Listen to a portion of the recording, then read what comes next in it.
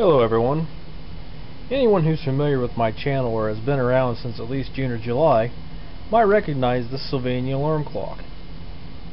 This is a Sylvania model 542GR AM All-American 5 tube radio. It was built in 1955. Now overall, the unit's in pretty good shape except for some streaking on the glass. Plastic, I should say.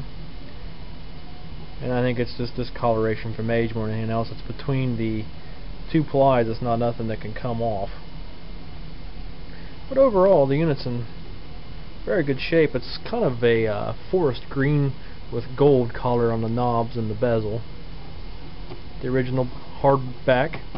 Got all of its pins and screws and whatnot. I took a crack at this radio once before and got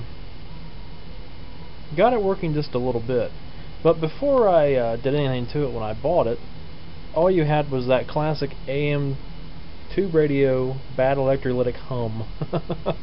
So let's watch this video, this real short video I have, and you'll see what it did prior to me getting in there and messing with it. And when you come back, I'll have this taken apart on the bench for further examination. Be right back. Okay, here we are back again. Got my dim bulb tester built. It's a pretty fun and easily built piece of equipment. You know, save yourself a lot of hassle. Common parts you had laying around the house didn't cost me a damn thing. So we're going to power up this Sylvania radio. I suspect we're going to have some problems with it. Everything inside just looks dirty as hell and the tubes are dark, so let's fire up and see what we have.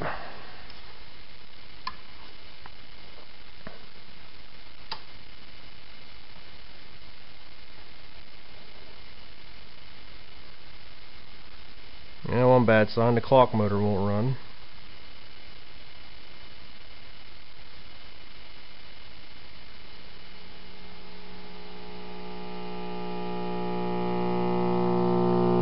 Bad caps.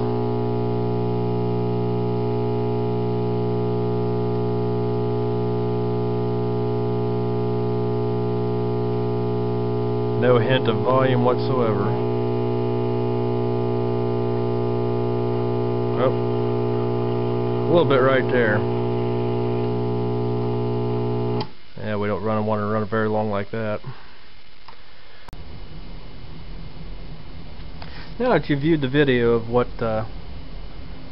this did beforehand and what condition it was bought in, let's take a closer examination.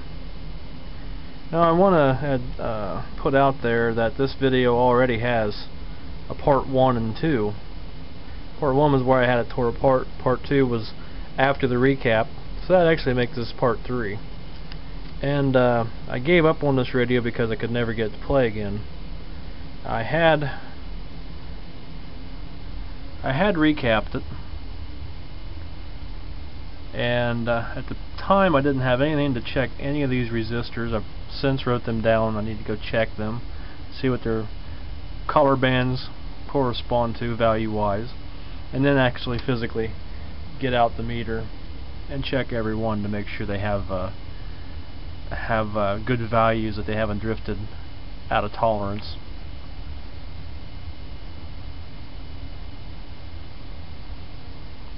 One thing I noticed, before when the tubes would light, they lit really dim, and you got a little bit of squalling out of the speaker, and very little volume,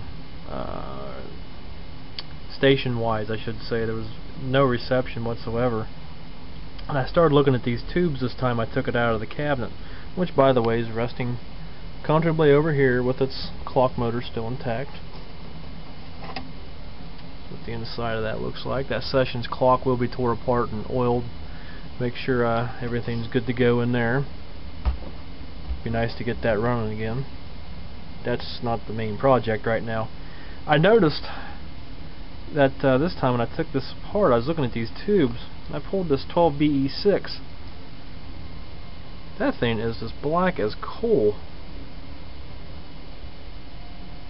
And I noticed this camera will not focus on it whatsoever.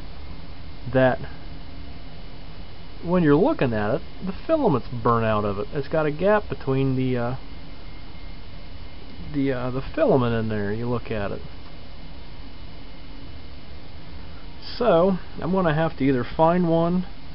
I have another one in my All-American 5s, or go visit my buddy Norm down in the little town south of me. Norm was a RCA dealer for a number of years, and I imagine he has that tube and thousands more down there. So, first things first, we're going to do some tests.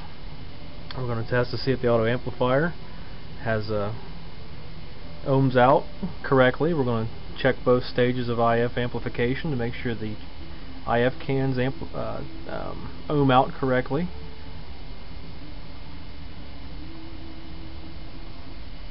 We're just going to give it a good once over, make sure everything's good to go.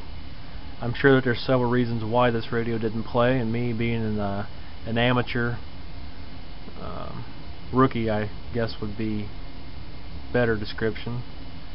Trying to fix these without really having a clue what I was doing didn't really pay off. So now that I am armed with a little bit more information, I can go back in here and check over this again and see where I might have made a fault. So let's get to it.